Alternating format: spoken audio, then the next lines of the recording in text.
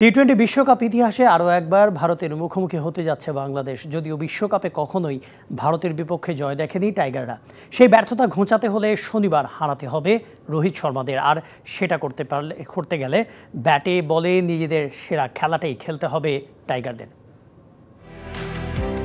টি-20 বিশ্বকাপে ভারতের বিপক্ষে পঞ্চমবারের মতো মাঠে নামতে যাচ্ছে বাংলাদেশ।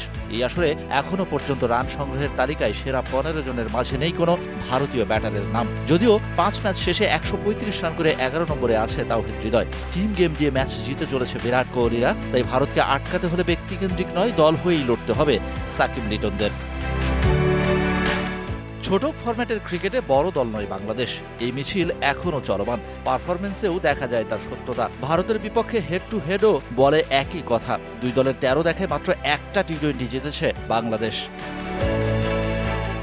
টি-20তে ভারতের বিপক্ষে বাংলাদেশের অতীত ব্যাটিং রেকর্ড বলছে সর্বোচ্চ 185 রান। মাহমুদুল্লাহ রিয়াদের খেলেছেন 11 ম্যাচ।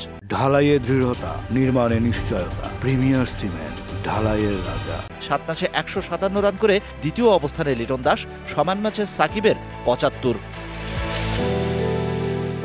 বল হাতে ভারতের বিপক্ষে অতীতের টি-20 রেকর্ডে 7 ম্যাচে 6 উইকেট সাকিবের, 9 ম্যাচে মুস্তাফিজের 4 আর সমান ম্যাচে সৌম্য সরকারের রয়েছে 3টা উইকেট।